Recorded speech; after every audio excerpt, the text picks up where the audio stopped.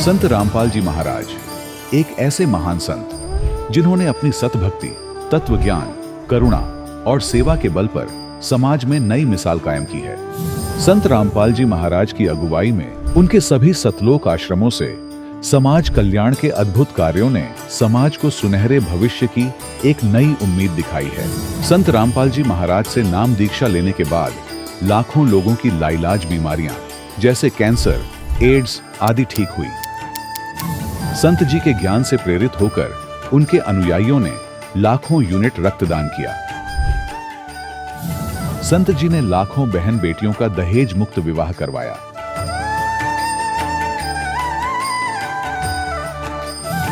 संत जी ने लाखों लोगों का नशा छुड़वाया, करोड़ों उजड़े परिवार बसे। संत जी के आश्रमों में समागम के दौरान निःशुल्क नेत्र चिकित्सा, दंत चिकित्सा प्रदान की जाती है। संत रामपाल जी महाराज द्वारा समय समय पर पर्यावरण संरक्षण के उद्देश्य से बड़े स्तर पर वृक्षारोपण किया जाता है। संत जी ने जरूरतमंदों को तत्काल राहत पहुंचाने के लिए एम्बुलेंस सेवा शुरू की। संत जी अपने अनुयायियों को देहदान के लिए प्रेरित करते हैं, जिससे मानवता की सेवा और चिकित्सा क्षेत्र में सुधार हो सके।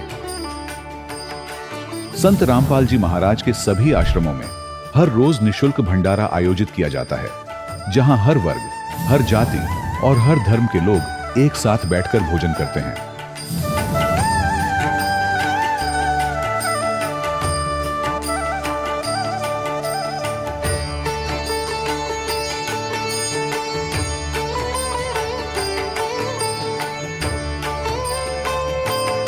संत रामपाल जी महाराज के आश्रम में हजारों बुजुर्गों को सम्मान और प्यार के साथ जीवन जीने का अवसर मिलता है।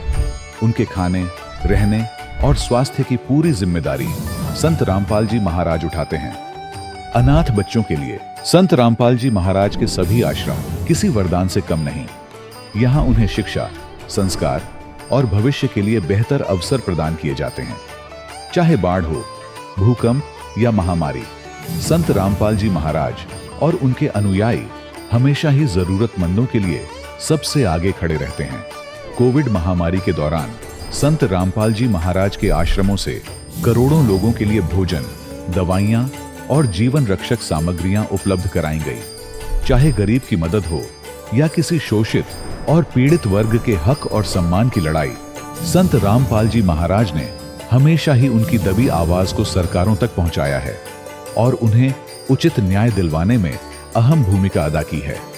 समाज में आध्यात्मिक और सामाजिक मूल्यों के प्रति जागरूकता लाने में संत रामपाल जी महाराज हर कदम पर मानवता के सच्चे सेवक साबित हुए हैं। संत रामपाल जी महाराज का जीवन हमें सिखाता है कि सच्ची सेवा वही है जो निस्वार्थ भाव से की जाए। आइए हम भी इस महान सेवा के कार्य में इस महान संत से जुड़ें और संत रामपाल जी महाराज से नाम दीक्षा लेकर अपने जीवन को धन्य बनाएं।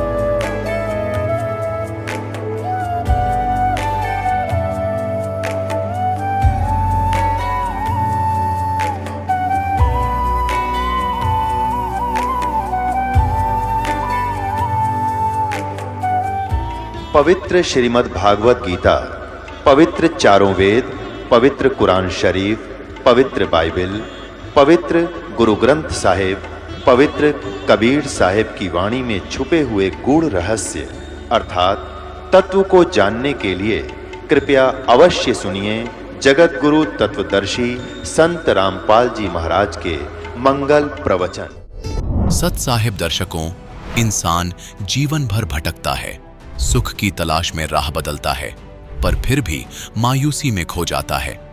दर्शकों, ऐसी ही कहानी थी बालाजी की। बालाजी अनेकों भक्ति साधनाएं किया करती थीं और परमात्मा की तलाश में इन्होंने कई पंथों को अपनाया, लेकिन फिर भी इन्हें कहीं पर भी सुख शांति नहीं मिली। लेकिन आज बालाजी का कहना है कि मेरी जिंदगी तब बदली जब मुझे संत रामपाल जी महाराज की शरण मिली। संत रामपाल जी महाराज की शरण में आने के बाद मेरे साथ अनेकों चमत्कार हुए हैं। दर्शकों, आइए जानते हैं कि आखिर बालाजी ऐसा क्यों कह रही है। सुनते हैं बालाजी की कहानी उन्हीं की जुबानी। नमस्कार जी। सत साहिब। क्या नाम है आपका? बाला दासी। कहाँ से आए हैं आप? चांद से जी। माता जी, संत रामपाल जी महाराज जी की शरण में आने से पहले आप क्या भक्ति साधनाएं करती थीं? हम जी देवी देवता की करता, माता गुड़गांव वाली की करता, माता शेरा वाली की करता और हनुमान जी की भी करता। घर में बोके कर बूढ़ा बुजुर्ग भी करता। पहली वे अपना उपासना करता। हमें गुड़गांव में जानता, गड्डी मासर जानता, मार्ग पर जानता। इस तरह जुड़ोला बच्चा लड़का हो जाता जी, बड़ा जुड़ोला तरण के बड़े चालो। इन सभी साधनाओं से आपको क्या लाभ प्राप्त हुए? कोई लाभ ही आनी थी। मैं इतने परेशान थे हद ज़्यादा। वो कह कर धर्म भी हमें इस मसीह वो अपना धर्म भी बदल दिया था। हमें 3 साल बैठा रहा ऐसा मसीह का, बट कोई लाभ को नहीं होयो माने। बड़े बे कह कर दूसरे चिकन बे पास्टर आनता घर में अपने सत्संग करने, तो बेनू का भाई उपास रखो का, एतवार ने उपास रखो का, जिद व्रत भाई व्रत करे करो का। जो पास्टर जो उपासना करता जी जो बंगर सत्संग हों तो बोले कब बैठे ही व्रत जो को भाई पास्टर नहीं आवे, बैठे ही सब ने नाम रखना बेना ने, बंगे घरे रोटी बनेगी, बैठे ही भाई व्रत खुलागा का। तो बंगे घरे अपना ओडांग था जिद चिकन की सब्जी बना रखी। हम खाते कौन नहीं आनी, मारे ये ऐसी चीज़ कौन खाता नहीं। जिद बड़े मैं व्रत रख जो चिकन है ये सब्जी थी, कहियो भैया सब्जी खाओ गई उरे रोटी खाओगा। जिद यो व्रत खुला गो तो खुआ दी। जदों बाद में बंगर रोटी खा गई, बात चिकन की सब्जी नहीं। जदों मन गिलानी होगी मोली ओ किसो नाम है, ओ किसो नाम है, वो तो पापी तो फेर ही हुए, पाप ही हुए। इसी चीज़ अड़ंगो खावे, चिकन खावे तो पाप तो फिर ओ किसो नाम है, फिर किसो परमात्मा है यो जी। बटू फिर जदों बाद में मेरा मन कच्चा हो गया, फिर मैं यो नाम को नहीं रखो नहीं भाई का नाम है। इस तरह पानी में नेर गए माँ अपने डुबोगे न गुत्ते देगा न, नाम है देता हालेलुया हालेलुया हालेलुया न्यू करता।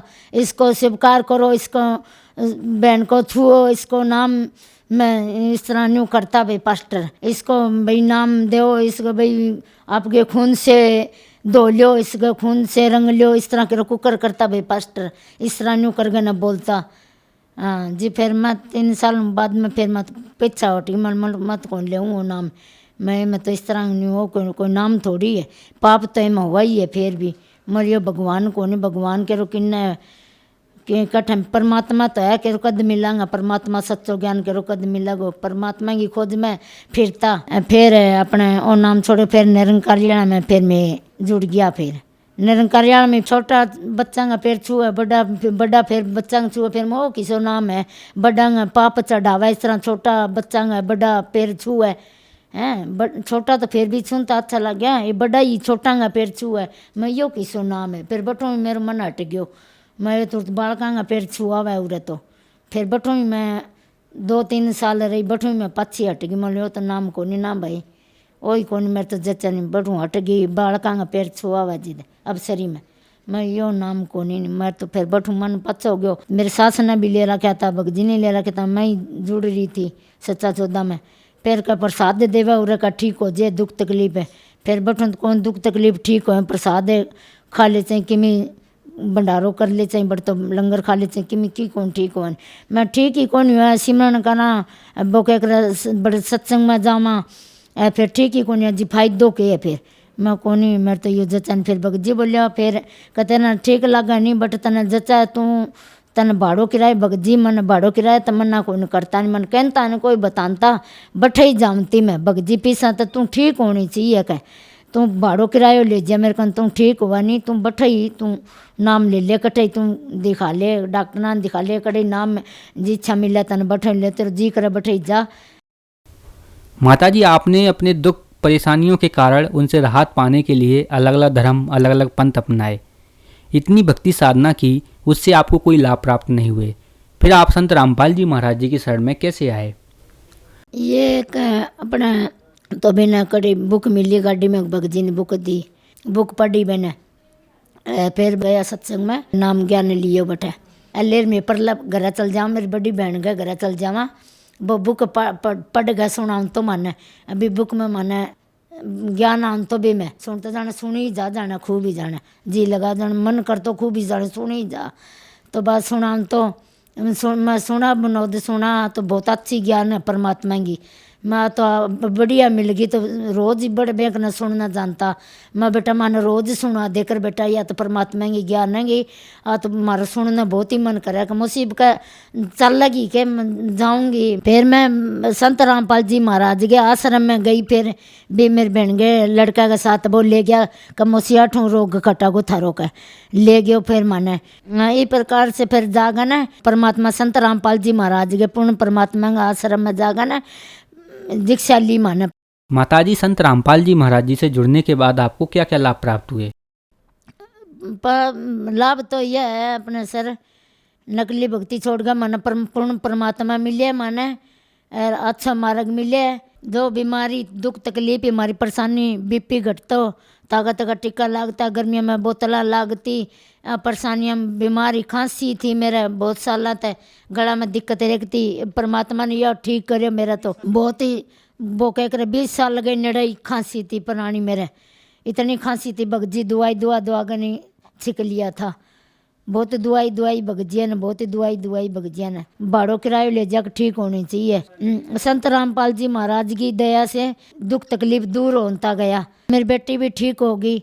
बांग पेट में दिक्कत सी कहे मम्मी उरू दुख है, मम्मी अठू दुख है, मम्मी अठू दुख है, बिंग पथरी थी हैं। और डॉक्टर ने दाखिल भी करी बड़ा रोद श्यामेंग बड़ा कौन ठीक हो नहीं, डॉक्टर ने ना बताई भैया पथरी है। फिर घर भी न छुट्टी लिया अपना 4-5 दिन छुट्टी करा गए। फिर बिंग बाथरूम गए बंटे, बिंग पथरी निकली, चीणा माने इतनी बड़ी पथरी निकली, बाथरूम गए बंटे पथरी निकली। और तो परमात्मा को नाम ले रखे जी पथरी निकल गई। मेरी बेटी नाम लेने के बाद में मेरी बेटी होशियार होगी, मेरी बेटी ताज़ा मोटी होगी, तो सुंदर से होगी मेरी बेटी। नहीं तो इसी लीकड़ा वर्गी थी मेरी बेटी, गोचा वर्गी है न, गोचा में जान हुआ तो बे में जान हुआ। संत रामपाल जी महाराज पूर्ण परमात्मा के दया से मेरी बेटी ठीक है। जो दर्शक आज आपको टीवी पर देख रहे हैं वह भी उन पंथों से जुड़े हुए हैं, अलग अलग अपने धर्म मजहब अपनाते हैं, इधर उधर भटक रहे हैं, तो आप उन लोगों को क्या संदेश देना चाहते हैं? संदेश तो मैं कह दूँ, संदेश तो परमात्मा देवे। मैं तो विनती या कर सकूँ परमात्मा, जो भी कोई बहन भाई नकली संतां का पसरी है, कोई दे देता पसरी है, इस तरह आज मैं सुंदर सा परमात्मा संत रामपाल जी महाराज के शरण में आ गए। तो आप नकली भक्ति नकली उपासना देवी देवता छोड़ गए, नकली गुरुआंगी छोड़ गए न। परमात्मा संत रामपाल जी महाराज पूर्ण परमात्मा है, सच्चा ज्ञान देवे, सच्ची भक्ति देवे परमात्मा।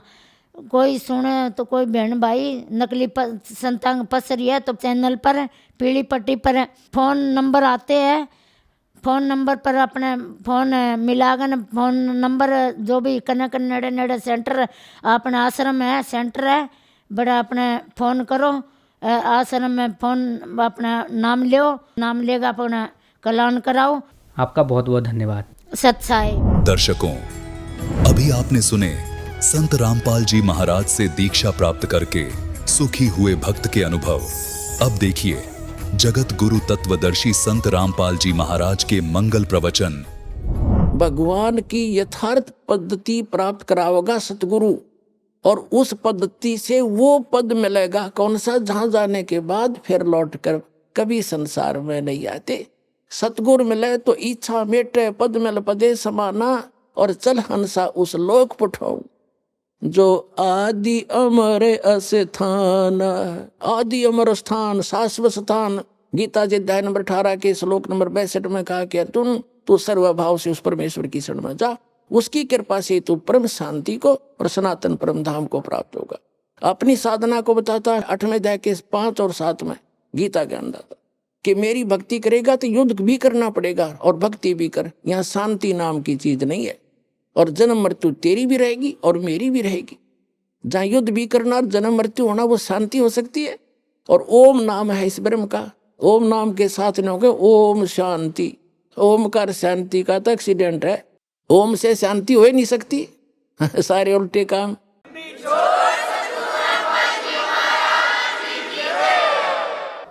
तो यहां बताते हैं कि चल हंसा उस लोक पठाऊं जो आदि अमर स्थाना, और चार मुक्ति जहां चंपी करती। यहाँ की चार मुक्ति हैं जिनको तुम प्राप्ति के लिए संखों पता नहीं हजारों वर्षों तक बैठे रहे, और फिर भी वो तुम्हारी चारों मुक्ति का सुख भी समाप्त होता है हमारे स्वर्ग लोक में, ब्रह्म लोक में।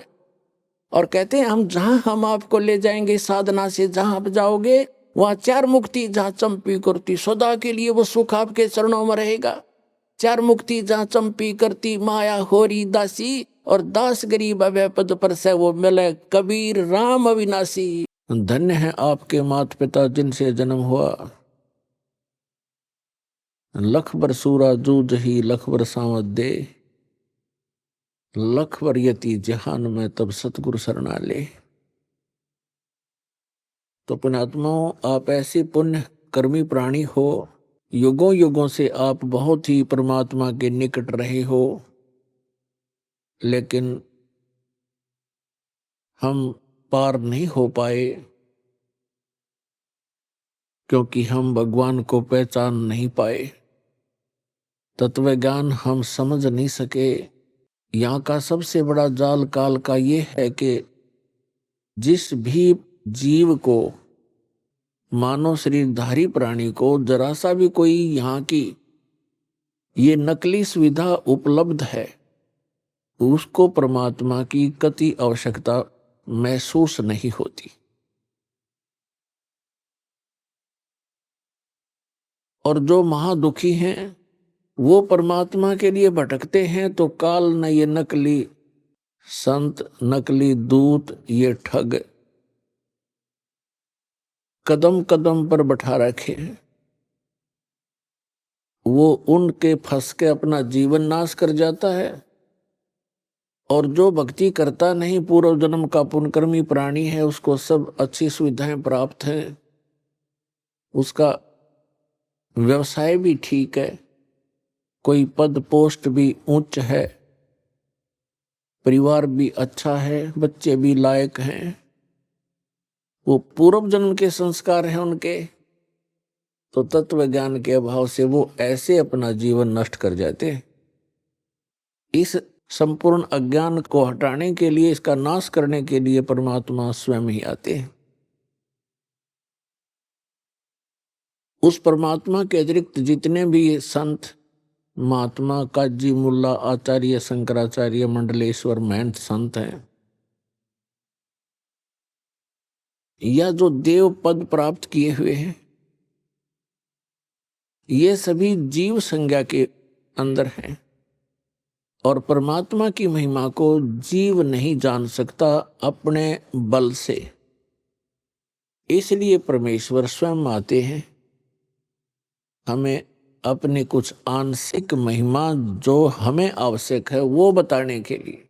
सतगुरु आए दया करी, ऐसे दीन दयाल,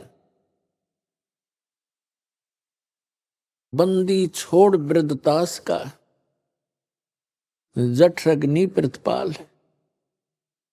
गरीबदास जी ने कहा है कि सतगुरु आए दया करी, क्योंकि परमात्मा जब आते हैं यहाँ सतगुरु का ही रोल करते हैं। और सतगुरु की परिभाषा ये होती है कि वो सच्चा ज्ञान बतावे, सच्चे भगवान की जानकारी देवे, अविनाशी परमात्मा की। सदग्रंथों के अनुसार ज्ञान बताता है वो सतगुरु होता है, सच्चा ज्ञान दाता।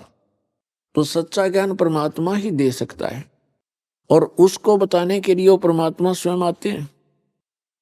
सन 1727 संवत 1784 को परमात्मा आदरणीय गरीबदास साहिब जी गांव सुडानी, जिला झज्जर, हरियाणा वाले को आकर के खेतों में मिले थे, जंगल में जहां वो गव्वें चरा रहे थे। उसमें उनकी आयु 10 वर्ष की थी। सन 1717 में, संवत 1774 में आदरणीय गरीबदास साहिब जी का जन्म हुआ था, गांव छुडानी, जिला झज्जर, हरियाणा में।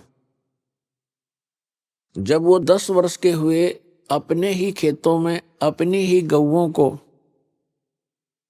चारा चराने के लिए जंगल में लेकर गए हुए थे। साथ में अन्य 10-12 पाली गवाले उनके साथ सहयोगी थे और कुछ अन्य गांव के व्यक्ति अपनी गौओं को उन्हीं गरीबदास जी के ही जंगल में, खेतों में चराने के लिए लेकर गए हुए थे। क्योंकि आदरणीय गरीबदास साहिब जी वैसे तो गांव करौथा के रहने वाले थे, लेकिन इनके कोई मामा नहीं थे, इनकी माता श्री के कोई भाई नहीं था। इसलिए गरीबदास साहिब जी के पूज्य पिताजी श्री बलराम जी धनखड़ अपनी ससुराल छुडानी में वहां रहने लग गए थे। वहीं जाने के बाद आदरणीय गरीबदास साहिब जी का जन्म हुआ था। दिन के 10 बजे थे। वो परमात्मा जो लीला करते हैं, वो लीला करते ही ऐसी हैं और इसके गवाह चारों वेद हैं।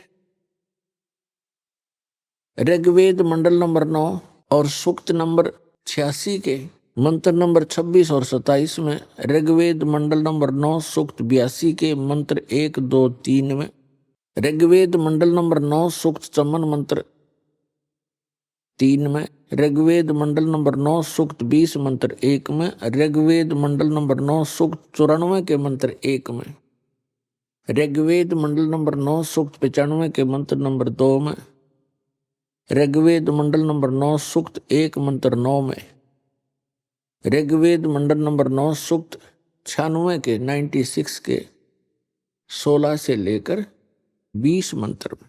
ये स्पष्ट किया हुआ वेदों में कि वो परमात्मा ऊपर के लोक में रहता है, सतलोक में रहता है, अविनाशी स्थान के तीसरे पृष्ठ पर विराजमान है, वहां बैठा है सभी लोकों के ऊपर, और वहां से गति करके आता है, अच्छी आत्माओं को मिलता है और उनको उपदेश करने की इच्छा से वो कबीर देव नाम है उस परम पिता का, कबीर देव, हम उसे कबीर साहब बोलते हैं। तो उसी अपने गुण अनुसार जो वेद गवाही देते हैं, तो पुण्यात्मा हम वेदों को सत्य मानते हैं। सभी किसी भी, वैसे तो विश्व के अंदर किसी भी व्यक्ति से आप पूछोगे कि वेद एक सत्य वस्तु है, सत्य ज्ञान है और परमात्मा की महिमा का गुणगान है। और उस परमेश्वर ने 600 वर्ष पहले आकर के बताया था कि वेद मेरा भेद है, मैं ना मिलूं वेदन के माही, और जौन वेद से मैं मिलूं ये वेद जानते नहीं। और वेद 5वां वेद है, सूक्ष्म वेद है, जिसको तत्व ज्ञान कहते हैं। वेद कहो ज्ञान कहो, तो तत्व ज्ञान है, वो तत्व वेद है, वो सूक्ष्म वेद है। उस सूक्ष्म वेद के अंदर परमात्मा के पाने की महिमा कंप्लीटली लिखी हुई है। और इन 4 वेदों के अंदर महिमा तो परमात्मा की है, लेकिन उसके पाने की विधि नहीं है, वो सत साधना उनमें वर्णित नहीं है। तो इस प्रकार वो परमात्मा अपनी प्यारी आत्माओं को मिलते ही मिलते हैं और उनको तत्व ज्ञान से परिचित कराते हैं। गरीबदास साहिब जी 10 वर्ष के थे, खेतों में अपनी गौवें चरा रहे थे। वहां एक आजकल का मौसम, जैसे आज का मौसम है, दिन के समय में 10 बजे खूब गर्मी सी हो जाती है और सभी गवाले एक जंडी के पेड़ के नीचे बैठकर खाना खा रहे थे। तभी परमात्मा सतलोक से चलकर आए। कहते हैं गरीबदास जी ने बताया है कि एक क्षण में यहां पर है, एक क्षण में प्रलय पार। वो परमात्मा एक सेकंड के भी कुछ अंश के अंदर यहां विद्यमान हो जाते हैं। एक जिंदा महात्मा का रूप बना करके और रास्ते रास्ते आ रहे हैं, जैसे यात्री किसी दूसरे गांव को जा रहा हो। उस रास्ते के ऊपर ही वो जांडी का पेड़ था। जब महात्मा जी निकट आए तो राम राम कहा। सभी पालियों ने, परमात्मा ने भी उत्तर दिया। पाली खाना खा रहे थे सभी ग्वाले, उन्होंने कहा महाराज भोजन पालो, आओ बैठो। उनके लिए एक वस्त्र बिछा दिया, चादर बिछा दी। परमात्मा विराजमान हुए, वो तो आए उसी उद्देश्य से थे। वो ना कहते तो भी उन्होंने तो बैठना ही था वहां उनके पास आकर के। वो तो अपने कहते हैं गोता मारू स्वर्ग में जा बैठूं पाताल, गरीबदास ढूंढता फिरूं अपने हीरे मोती लाल। गरीबदास जी बता रहे हैं, कबीर साहब ने बताया कि अपनी अच्छी आत्माओं को, जो मेरे लाल हैं, मेरे बहुमूल्य प्राणी हैं, जीव हैं, उनको खोजता फिरता हूं। कभी स्वर्ग में जाता हूं, कहीं पाताल में पहुंच जाता हूं, कभी पृथ्वी के ऊपर उनको तत्व ज्ञान से जगाता हूं। तो उन्होंने कहा, परमात्मा ने कहा भी मैं खाना खा के आया हूं अपने गांव से। बच्चों ने पूछा जी आपका गांव कौन सा है, क्या नाम है आपके गांव का? परमात्मा ने बताया मेरे गांव का नाम सतलोक है, सत्यलोक है। कितनी दूरी पर है? तो परमात्मा ने वाणी बोली, 16 संख पर हमरा तकिया, हम गगन मंडल के जिंदा, हुक्म हिसाबी यहाँ चल आए, काटन काल का फंदा। 16 संख कोस की दूरी पर हमारा तकिया है, हमारा सिंहासन है, और हम गगन मंडल के अंदर भी घूमने वाले जिंदा महात्मा हैं, यहां नहीं। और हम काल के फंद को काटने के लिए यहां पर इस पृथ्वी पर आए हैं। बच्चों ने सोचा कि होगा कोई 16 कोस दूर पर कोई गांव, क्योंकि पहले इतना एक दूसरे से परिचित लोग नहीं थे, गांव को नहीं जानते थे, दूसरे गांव को, दूर देश के गांव को। तो उन्होंने उस वो टॉपिक छोड़ दिया। फिर कहा महाराज जी भोजन नहीं खाओगे तो दूध तो पीना ही पड़ेगा। परमेश्वर ने कहा भाई दूध पिलाना चाहते हो तो बच्चों मैं कंवारी गाय का दूध पीता हूं। जो बड़े बड़े पाली थे उन्होंने कहा कि बाबा जी तेरी नीत ठीक को नहीं, मजाक कर रहे हो आप हमारे साथ, कंवारी गाय कभी दूध देती है? परमात्मा ने कहा देख लो भाई, दूध पिलाना है तो कंवारी गाय का पिया करूं मैं। तो गरीबदास जी खड़े हुए, उनकी एक प्रिय बछिया थी, 1.5 वर्ष की लगभग, दूध पीना मां का छोड़ रखा था, अभी तक वो गर्भ धारण नहीं किया था। उसको कंवारी बछिया कहते हैं। उसको पकड़ कर लाए, गले में रस्सी बांध रखी थी अपनी बछिया के, अल्लाह के खड़ी कर दी। कहा भगवान हे महाराज जी इसके दूध कैसे देगी, इसका बच्चा भी नहीं है। तो परमात्मा ने कहा कि एक पात्र लाओ। तो वो पात्र लाए, अपना जो मटका था छोटा सा 5-4 किलो का छोटा सा, उसको बरोला बोले, मिट्टी का, उसको धो मांज रखा था, साफ कर दिया और कहा इसके थनों के नीचे रख भाई, अभी दूध देवे गया तुम्हारे सामने। अब गरीबदास जी उस पात्र को, उस मिट्टी के छोटे से मटके को पकड़ कर बैठ गए। जैसे दूध निकालते हैं नीचे रख लेते हैं बाल्टी को। परमात्मा खड़े हुए, बछिया के कमर पर आशीर्वाद भरा हाथ रखा, लंबे लंबे सतन हो गए 3-3, 4-4 इंच के, और दूध की धार बंध गई। वो पात्र भरते ही अपने आप बंद हो गया। बोलो सतगुरुदेव।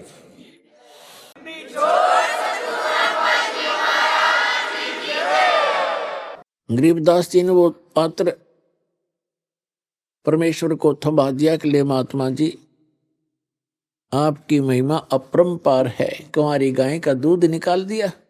उस परमेश्वर ने, कबीर साहब जी ने थोड़ा सा दूध पिया, और बाकी वहां उपस्थित सभी ग्वालों से कहा कि ले पालियो, ये अमृत है बेटा, इसको पी लो। ये यहाँ का नहीं है, ये सतलोक से आया है, इस पवित्र पशु के माध्यम से। जो अन्य पाली थे, कोई 20 वर्ष का, कोई 30 वर्ष का, कोई 50 वर्ष का, कोई 40 वर्ष के आयु के, वो तो उठ कर चले गए कि हम नहीं पीवे, पाप का दूध है, कंवारी गां का दूध निकाल दिया जादू जंत्र करके। और फिर दूसरे, तूने झूठा कर दिया, तेरी जात का पता नहीं, तू कौन जाति का है। उस समय छुआछात भी चरम सीमा पर थी। दुर्भाग्य है, कहते हैं सकल पदार्थ है जगमाई, कर्महीन नर पावे नाही। गरीबदास जी ने कहा कि लो महाराज, आपका अमृत, आपका झूठा दूध है, भगवान कब कब मिले हमें। और जितना पीना था वो पी लिया। तो पुण्यात्माओं कहते हैं, पिछले जब से होते हैं पूर्ण हंस मुराद। ये पिछले संस्कारों से ही ऐसी प्रेरणा और परमात्मा का मिलन हुआ करता है। फिर परमात्मा जिस उद्देश्य को लेकर आए थे, 10 वर्ष के बालक को लगे ज्ञान समझाने, सृष्टि रचना सुनाई और कहा, बच्चों तुम सभी सतलोक में थे और आप यहां इस काल के जाल में फंसे हुए हो। गरीबदास जी ने कहा कि हे भगवान, वहां ऐसा स्थान बता रहे हो आप कि कभी मृत्यु नहीं होती, वृद्ध अवस्था नहीं होती, और वहां कभी सूखा नहीं गिरता। क्योंकि जिस समय गरीबदास साहिब जी छुडानी गांव में जन्मे थे, वहां मरुस्थल जैसा पृथ्वी थी, मरुस्थल जैसी, राजस्थान से मिलती जुलती वो अक्षेत्र था, जो वर्तमान में भी राजस्थान का तो बल्कि अच्छा हो गया होगा। और वहां हर एक चीज का अभाव रहता था। वर्षा हुई तो खाने की ज्वार बाजरा हो जाता, गेहूं तो कभी देखा भी नहीं था। तो गरीबदास जी ने कहा कि वहां परमात्मा ने बताया कि वहां बिन बादल वहां वर्षा होए, और असंख्य वहां पर जो है, कहते हैं असंख्य सूर्य जितना प्रकाश रहता है, ना सर्दी है ना गर्मी है, और सदा बाहर पेड़ हैं, अंगूरों के गुच्छे लगे रहते हैं, प्रत्येक के महल के सामने पार्क हैं, फुहारे हैं, बहुत अच्छे बगीचे हैं, और बहुत सुंदर पहाड़ हैं वहां के। यहाँ तो मिट्टी के पहाड़ हैं, वहां पर हीरे और मोतियों के पहाड़ हैं, सुंदर मिट्टी है, उसके अंदर फलदार सदाबहार पेड़ पौधे हैं। गरीबदास जी ऐसे सुन रहे थे जैसे वो आत्मा उनकी सतलोक में ही घूम रही हो। परमात्मा बताते जा रहे थे और वो कल्पना करते जा रहे थे। फिर परमेश्वर ने बताया कि वहां दूधों की, दहियों की और बेटा अमृत की दरिया बहती है, सरोवर भरे हुए हैं। तो गरीबदास जी ने कहा, क्या भगवान वो खराब नहीं होते? क्योंकि यहां तो दूध ऐसा है, 2 घंटे रख दे गर्मियों में, फिर उसने गर्म करे तो फट जा, बांस उठ जा। तो वहां दूध के दरिया चलती हैं, दूध के भरे रहते हैं सरोवर, समुद्र, तो खराब नहीं होते। परमात्मा ने कहा, नहीं बेटा, वो अमर पदार्थ हैं। उदाहरण दिया परमात्मा ने कि जैसे ये गंगा आई है आपके भारतवर्ष में, ये गंगा का जल हमारे ही लोक से आया है, सतलोक से। और एक ये एग्जाम्पल है आपके लिए, बुद्धिमान को संकेत ही पर्याप्त होता है। सतलोक से या गंगा आई, सबसे पहले आई शिव के लोक में, शिव के लोक से फिर आई विष्णु के लोक में सबसे, और फिर उसके बाद आई है इस पृथ्वी लोक पे। इसके आने का तरीका परमात्मा की रजा और उसका, अब उसको साइंटिफिक तरीके से किसी तरह लगा लो। वहां से नीचे आई, फिर वहां से नीचे वाष्प बनकर पृथ्वी पर आई, या हिमालय के ऊपर आकर के ये बर्फ रूप में विद्यमान हुई। और हो ही रही है, हुई क्या, ये तो आ ही रही है, वहीं से चलकर आ रही है। और इस गंगा के पानी को आप रख लीजिए, चाहे 100 वर्ष रखो, ये खराब नहीं होता। और ये तो इसे लोक में जहाँ सब कुछ में तुरंत ही जीव चल पड़ते हैं। ये कितना सुंदर शरीर है, मृत्यु के उपरांत 2 दिन इसका अंतिम संस्कार ना करो, इसमें जीव पड़ जाएंगे सारे में। लेकिन उस गंगा के पानी में वो खराब नहीं होता, उसमें जीव नहीं होते। तो गंगा जल तकरीबन सबके घर पर होता था। इस बात से गरीबदास जी खूब परिचित थे कि 3 वर्ष पहले हमारी माता किसी के साथ गई थी और गंगा का जल लाई थी, और आज तक बिल्कुल ऐसा ही है। तो उन्होंने बड़ी रुचि हुई कि हे भगवान, मुझे वो स्थान दिखाओ जहां हम पहले रहा करते थे। परमात्मा आए इसलिए थे, हम जीवों के लिए अपने गवाह तैयार करने के लिए, कि मेरे प्रत्यक्ष दृष्टा हो, मेरे साक्षी बने मेरे बच्चे, ताकि आने वाली वो पिछली पीढ़ी में मुझे पहचान सके कि कबीर इज गॉड।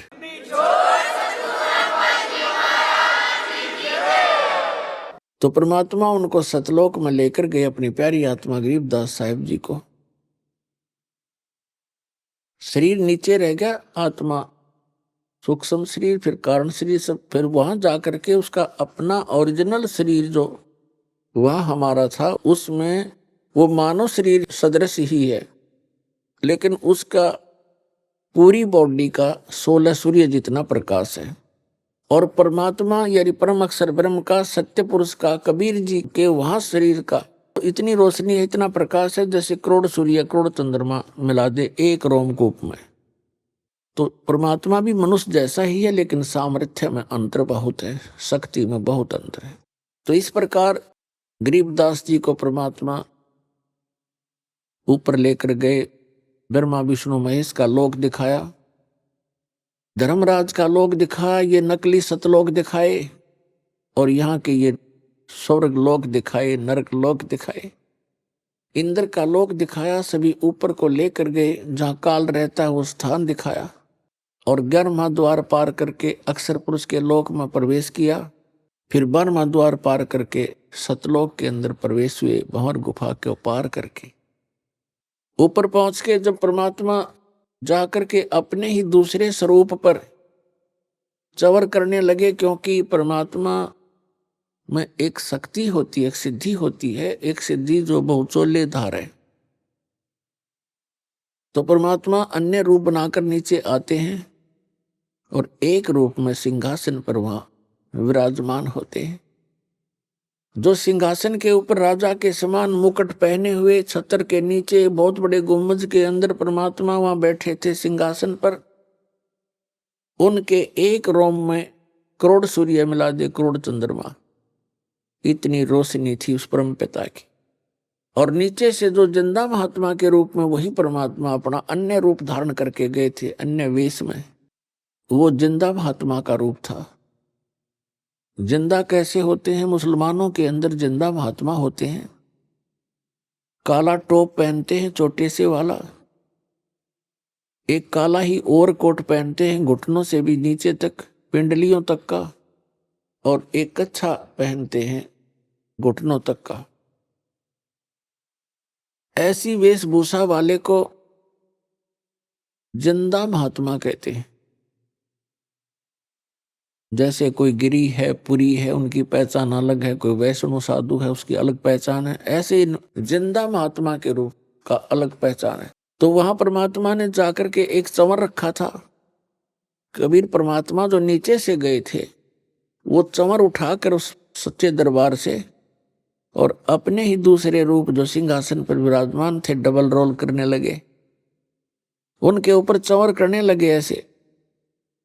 अब गरीबदास जी सोच रहे हैं, देख रहे हैं कि भी भगवान तो ये है जिसके ऊपर बाबा जी चंवर कर रहे हैं, और कितने सुंदर है, कैसा नूर है, ऐसा प्रकाश कभी देखा नहीं। और यहाँ का लोक है भगवान, वहां तो मन चकित हो जाता है। तो गरीबदास जी इतना सोच ही रहे थे कि भगवान तो ये है, और कितना सुंदर लोक यहाँ का, देखते भी मन नहीं भर रहा है, आत्मा तृप्त नहीं हो रही है। कभी उस सुंदर मनोहर लोक को, द्वीप को देख रहे हैं, वहां के नजारा देख रहे हैं, कभी परमात्मा के चेहरे को देख रहे हैं जैसे बालक देखा करते हैं। फिर मन में सोचने लगे कि ये नीचे से जो महात्मा आए हैं ये इस भगवान के कोई सेवक होंगे, नौकर नाकर हैं, ये सर्वेंट होंगे इसके। इतना सोच ही रहे थे, वो असंख्य ब्रह्मांड के सिंहासन पर विराजमान दो तेजों में रूप था भगवान का, वो खड़ा हुआ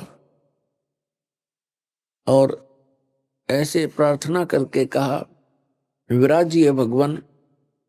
जिंदा महात्मा के रूप में मालिक उसमें बैठ के असंख्य ब्रह्मांड के सिंहासन पर, और वो तेजों में शरीर जो खड़ा होकर के चंवर लेकर के जिंदा महात्मा जो सिंहासन पर विराजमान थे चंवर करने लगे।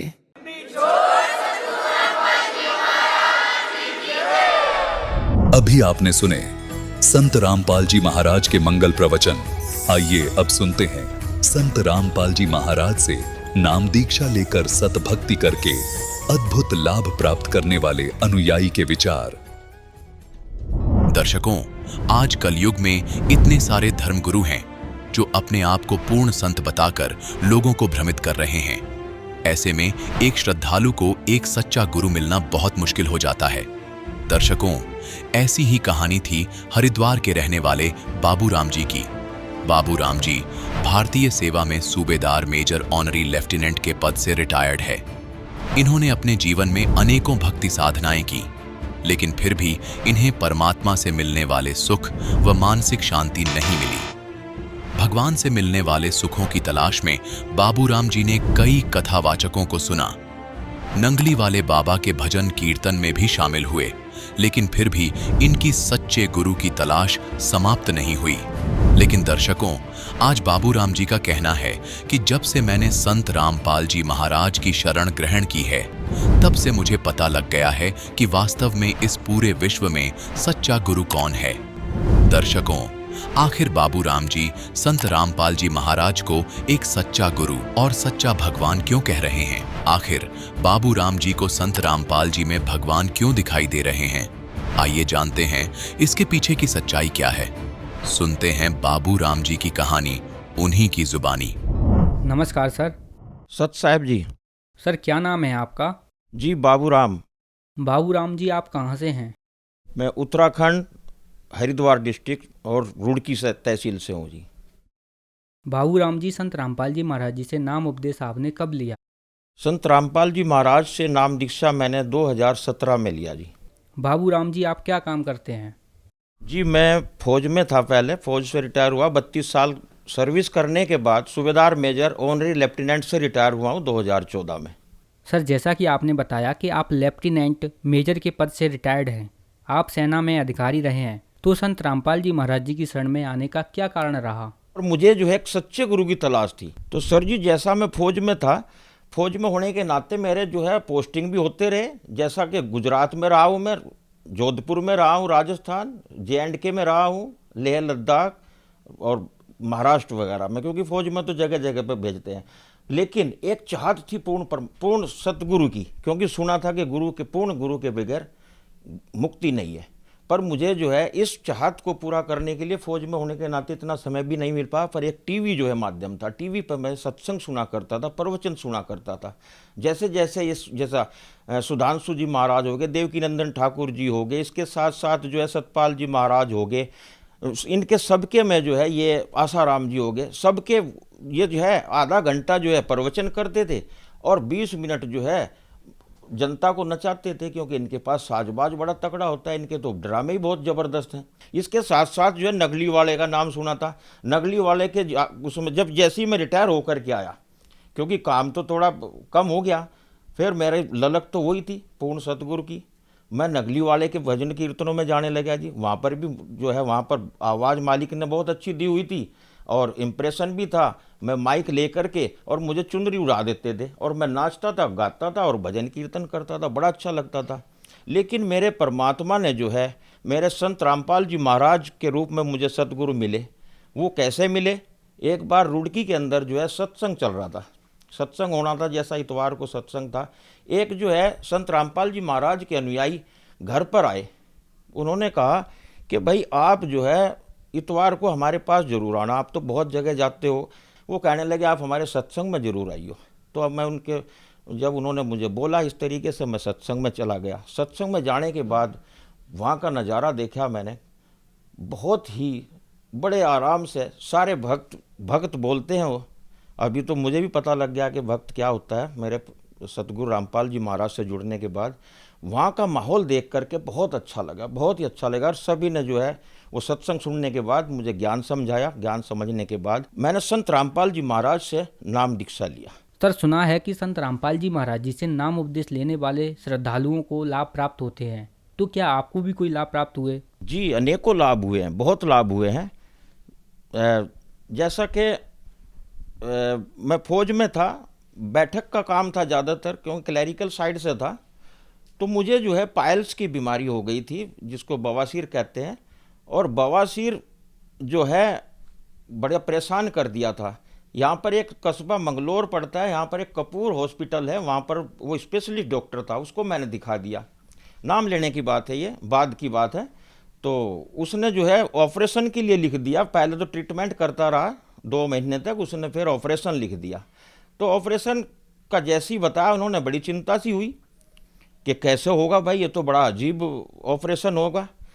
तो मुझे पता नहीं था। मैं यहाँ पर नामदान केंद्र, नज़दीक नामदान केंद्र है हमारा, वहाँ पर फ़ोन करके पता किया कि ऐसे ऐसे हो गया। तो उन्होंने बताया कि भाई आप जो है संत रामपाल जी महाराज से जो है एक अरदास लगा सकते हैं, एक बड़ा अच्छा तरीका है, मालिक बड़ी दया करते हैं परमात्मा संत रामपाल जी महाराज। फिर मैं जो है परमात्मा संत रामपाल जी महाराज को कह रहा हूँ कि मेरे परमात्मा तुल्य ही हैं वो। तो मैंने भी अपनी एक प्रार्थना लगाई। प्रार्थना लगा करके उन्होंने जो है अगले दिन 1 बजे के बाद बोला कि आप जो है इसका पता कर लियो। अगले दिन मैं जो हूँ एक ड्यूटी भी करता हूँ, इसके बाद मैं चौकीदार की ड्यूटी भी करता हूँ एक कंपनी में। एक कंपनी के सामने ही एक बेंच पे मैं बैठा हुआ था और मोबाइल से बात कर रहा था। वहाँ से पता किया, उन्होंने बोला भाई भक्ति करो, परमात्मा दया करेंगे। ना जाने मोबाइल चलते चलते इतना असहनीय दर्द हुआ मुझे, मैं उस बेंच के ऊपर लेट गया, बुरे तरीके से तड़पने लगा। वहाँ पर जो है मेरे साथी थे, वो पानी वानी पिलवाया उन्होंने, लेकिन ना जाने ऐसा ऑपरेशन सा कर दिया मेरे संत रामपाल जी महाराज ने। वो दिन सो आज कोई परेशानी नहीं, कोई तकलीफ नहीं। उसके साथ साथ मेरे सिर में भी दर्द रहता था, एक असहनीय दर्द था, तकरीबन 3 साल दर्द रहा वो। उसकी नॉर्मल दवाई ले लिया करते थे, उससे कोई आराम तो हुआ नहीं। पेन किलर लिया और अपना काम कर लिया, लेकिन नाम लेने के बाद वो दर्द भी दूर हो गया। उसके साथ साथ मेरी पत्नी, उसने नाम तो नहीं लिया था, लेकिन उसका विरोध भी नहीं था। 6 महीने के बाद मेरे नाम लेने के बाद संत रामपाल जी महाराज से उन्होंने भी नाम ले लिया, क्योंकि सत्संग चलता था टीवी पे, वो भी वाणी सुनती थी। उसको सुन करके वो भी प्रभावित हुई कि जहाँ आपने नाम लिया तो मुझे भी नाम दिलाओ। उनको भी परेशानी थी, उनके पैरों में, घुटनों में दर्द था तकरीबन 8 साल से। और उसके साथ साथ एक लेफ्ट साइड का जो कंधा था वो बिल्कुल ही हाथ ऊपर नहीं जाता था, बड़ी तड़पती थी उस वजह से। और सिर में दर्द उनके भी रहता था, काफ़ी दर्द था। लेकिन मेरे सदगुरु संत रामपाल जी महाराज ऐसी दया करते हो, नाम में इतनी शक्ति है, नाम बड़ा अद्भुत है, बड़ा चमत्कारी है। उसको लेने के बाद ये छोटी मोटी समस्याएं क्या, पता नहीं परमात्मा तो क्या क्या लाभ देते हैं। सारे संकट दूर हो गए जी, कोई तकलीफ नहीं, बड़े आराम से अपना जीवन निर्वाह हो रहा है। बस भक्ति करते हैं और सेवा करते हैं। इसके साथ साथ जैसा मैंने बताया कि दास जो है फौज से रिटायर होने के बाद एक झबरेड़ा कस्बे में इंडस्ट्री एरिया में सिक्योरिटी मैनेजर हूँ जी। 4-5 कंपनियों में सिक्योरिटी है, उसमें मुझे जाना था शाम को। सर्दी का समय था, शाम को 6 बज गए थे, मुझे जाना जरूरी था। मैं जल्दी में बाइक चला रहा था। बाइक लेकर के जैसे ही मैं जा रहा था सड़क पे, हाईवे पे, दिल्ली हाई रोड था, पीछे से एक गाड़ी ने ठोक दिया। सभी शाम को तो जल्दी में होती ही है। और मैं जो हूँ आगे एक गाड़ी में टकराया। गाड़ी से टकरा करके हैंडल साइड में हो गया, नीचे गिर गया। तो जनता इकट्ठी होगी, मैं खड़ा हो गया। भाई इतना बड़ा एक्सीडेंट हुआ। लोग कहने लगे भाई क्या हो गया, किसने किया ये।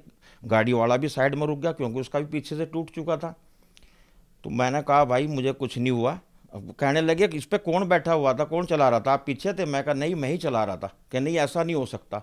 मैंने कहा भाई ऐसा ही हुआ है, मेरे संत रामपाल जी महाराज से मैंने नाम लिया हुआ है, मैं अपनी बाइक के ऊपर पर संत रामपाल जी महाराज का एक जो है स्वरूप लगा करके रखता हूँ। तो वो भी सब कुछ टूट गया, सिर्फ लाइट भी चली गई, मडगार्ड भी चले गए, बस एक मैंने लोकल लाइट लगा रखी थी जो कि बैटरी से कनेक्ट थी। जैसे ही मैंने बाइक को स्टार्ट किया और वह स्टार्ट होगी, लाइट जग गई उसकी। ऐसे ही लेकर के मैं ड्यूटी पर चला गया।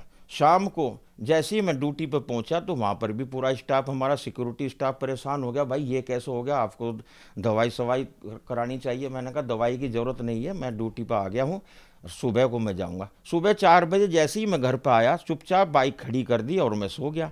घर वालों ने जब बाइक देखी तो उनका तो होश ख़राब हो गया कि ये क्या हो गया, बाइक को कौन तोड़ गया। तब मुझे उठाया, तब पता लगा। लेकिन भाई मेरे संत रामपाल जी महाराज ने ऐसी दया करी, ऐसे ऐसे ऐसे चमत्कार करते हैं कि हैरान हो जाता है आदमी कि क्या ऐसा भी हो सकता है। बड़े लाभ मिले परमात्मा संत रामपाल जी महाराज की शरण में आने के बाद। सर क्या आप नशा भी करते थे? जी हाँ, ये बात मैं बताना भूल गया, नशा भी करता था। फौज में होने के नाते मांस भी खाने लगा था, दारू भी पीता था, बियर वगैरह भी पीता था। लेकिन संत रामपाल जी महाराज की शरण में आने के बाद, क्योंकि मर्यादा ही ऐसी है उनकी और उनमें नाम में इतनी शक्ति है, ना नशा क्या, सब जो है ऐसे विकार सारे समाप्त हो गए। नशा करना क्या, हाथ भी नहीं लगा सकता हमारा जो है नाम लिया हुआ अनुयायी। तो क्या आपका भी नशा छूटा संत रामपाल जी महाराज जी से नाम उपदेश लेने के बाद? बिल्कुल पूर्ण रूप से जो है नशा छूट गया। बड़ी घृणा हो गई है इस चीज़ से। अगर कोई नशा करता भी है उसको मैं यही पूछता हूँ, भाई कोई एक लाभ तो बता दो, कोई एक लाभ बताओ। इसका कोई लाभ है ही नहीं, बता नहीं सकते। बस फैशन में दुनिया जो है सिगरेट पी रही, बीड़ी पी रही, तंबाकू खा रही, कितना खर्चा करते हैं। आप आर्मी से सूबेदार, मेजर, लेफ्टिनेंट रहे हैं, तो सर आप एक एजुकेटेड पर्सन भी हैं। आज भारत के बहुत सारे संत हैं और संत रामपाल जी महाराज जी भी एक संत हैं। आप एक धार्मिक नगरी में रहते हैं, आप हरिद्वार से भी हैं, तो इन चीज़ों को छोड़कर आपने संत रामपाल जी महाराज जी को ही क्यों चुना? संत रामपाल जी महाराज का ऐसा ज्ञान है कि हमारे सभी सदग्रंथों से प्रमाणित ज्ञान है।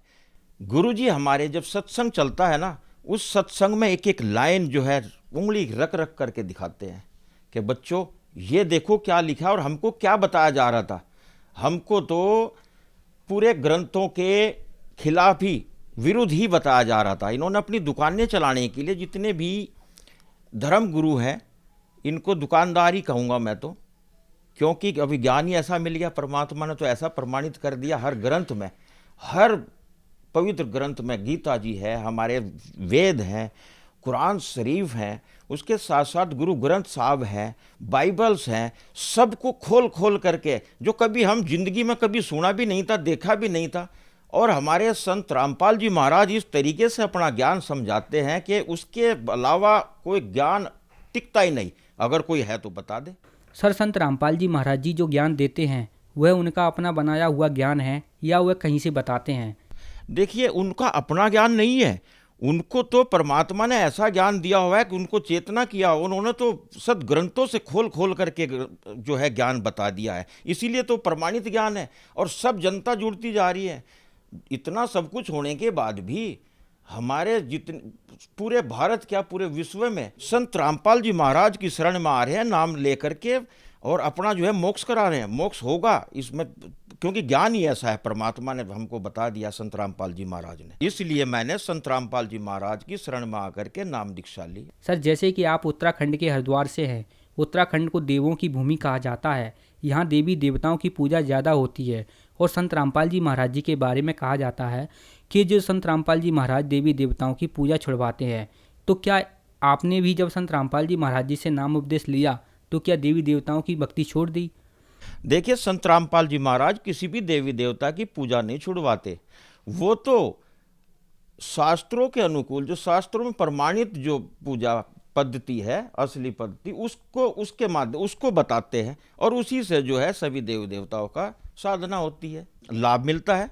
सर संत रामपाल जी महाराज जी से नाम उपदेश कैसे प्राप्त कर सकते हैं? संत रामपाल जी महाराज से नाम दीक्षा लेने के लिए बहुत ही सरल कर दिया है परमात्मा संत रामपाल जी महाराज ने, क्योंकि चारों तरफ जो है नामदान केंद्र खुल चुके हैं पूरे विश्व में, और जो है सत्संग चलते हैं, नेशनल चैनल है, उनके ऊपर सत्संग आते हैं, उसमें जो है सत्संग देखिए। सत्संग के दौरान भी उसमें पीली पट्टी आती है, उस पर मोबाइल दिए गए, मोबाइल नंबरों पर मिस कॉल करें या कॉल करें और अपना नज़दीकी नामदान केंद्र का पता करके नामदान दीक्षा ले करके अपना मोक्ष कराएं और लाभ उठाएं। धन्यवाद सर। सत साहेब। संत रामपाल जी महाराज एक ऐसे महान संत जिन्होंने अपनी सतभक्ति, तत्व ज्ञान, करुणा और सेवा के बल पर समाज में नई मिसाल कायम की है। संत रामपाल जी महाराज की अगुवाई में उनके सभी सतलोक आश्रमों से समाज कल्याण के अद्भुत कार्यों ने समाज को सुनहरे भविष्य की एक नई उम्मीद दिखाई है। संत रामपाल जी महाराज से नाम दीक्षा लेने के बाद लाखों लोगों की लाइलाज बीमारियां जैसे कैंसर, एड्स आदि ठीक हुई। संत जी के ज्ञान से प्रेरित होकर उनके अनुयायियों ने लाखों यूनिट रक्तदान किया। संत जी ने लाखों बहन बेटियों का दहेज मुक्त विवाह करवाया।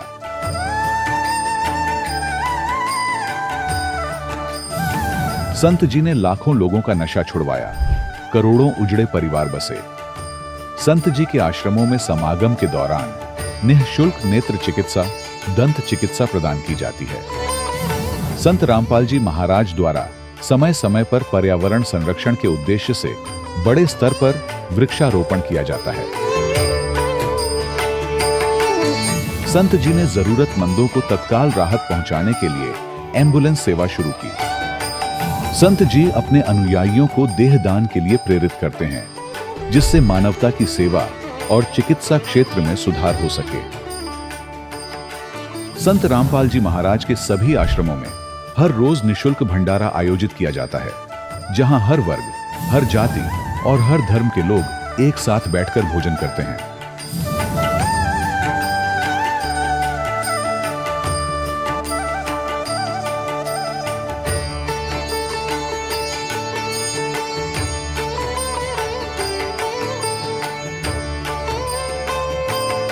संत रामपाल जी महाराज के आश्रम में हजारों बुजुर्गों को सम्मान और प्यार के साथ जीवन जीने का अवसर मिलता है।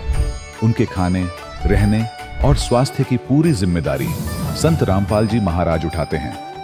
अनाथ बच्चों के लिए संत रामपाल जी महाराज के सभी आश्रम किसी वरदान से कम नहीं।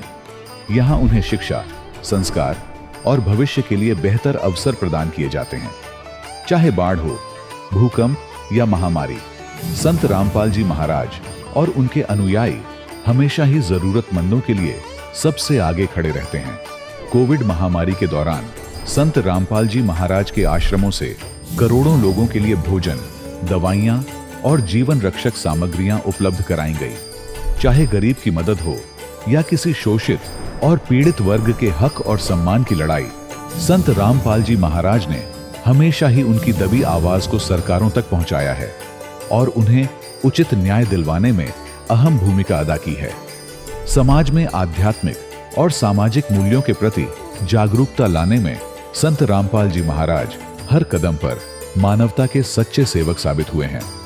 संत रामपाल जी महाराज का जीवन हमें सिखाता है कि सच्ची सेवा वही है जो निस्वार्थ भाव से की जाए। आइए हम भी इस महान सेवा के कार्य में इस महान संत से जुड़ें और संत रामपाल जी महाराज से नाम दीक्षा लेकर अपने जीवन को धन्य बनाएं।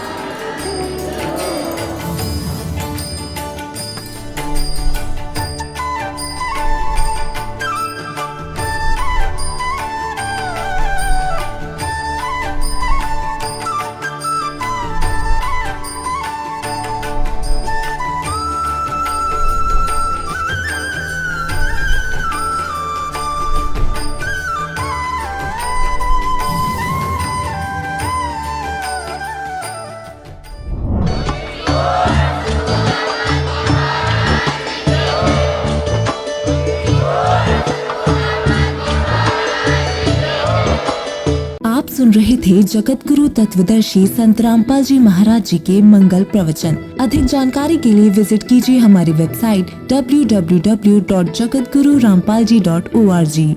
संत रामपाल जी महाराज जी के शुभ आशीर्वाद से पूरे विश्व भर में 500 से भी ज्यादा नाम दीक्षा केंद्र हैं, जिन पर संत रामपाल जी महाराज जी द्वारा ऑनलाइन निशुल्क नाम दीक्षा दी जा रही है। अपने नजदीकी नाम दीक्षा केंद्र का पता करने के लिए संपर्क करें 8222880541।